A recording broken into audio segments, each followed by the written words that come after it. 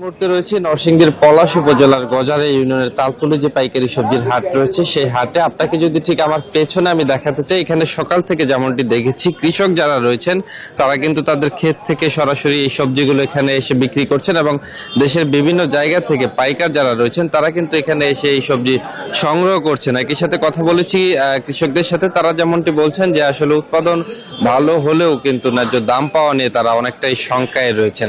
আমরা যদি একজন কৃষকের সাথে একটু কথা বলি, একটু যদি বলেন এবছর কেমন হচ্ছে আপনাদের এই হাটটা, কেমন জমজমাট?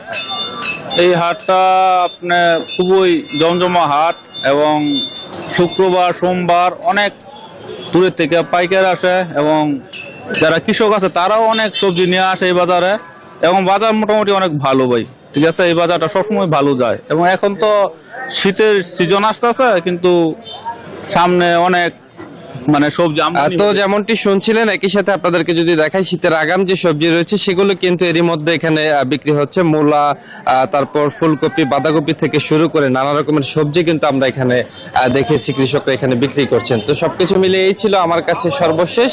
এই মুহূর্তে চলে যাব গাজীপুরে, সেখানে অপেক্ষা করছেন আমাদের আরেক সহকর্মী জাহাঙ্গীর, জানাবেন সেখানকার পরিস্থিতি। জাহাঙ্গীর।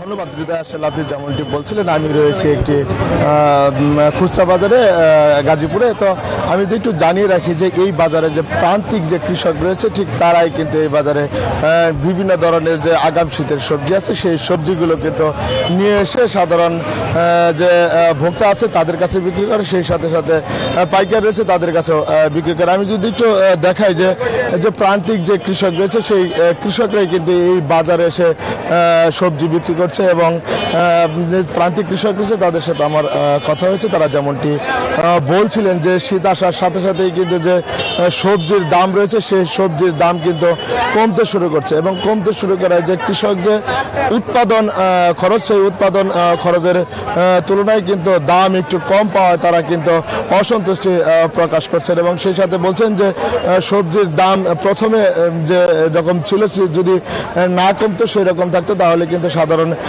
কৃষকরা কিন্তু লাভবান হতো এবং তারা কিন্তু উৎপাদনে উদ্বুদ্ধ হতো এবং তারা বলছেন যে যদি দাম যদি আসলে বৃদ্ধি থাকে তাহলে কিন্তু কৃষকের উৎপাদনও আসলে বৃদ্ধি হয়। তো এই ছিল আমার কাছে গাজীপুরের প্রান্তিক কৃষকের বাজার থেকে সর্বশেষ তথ্য। অঙ্কন।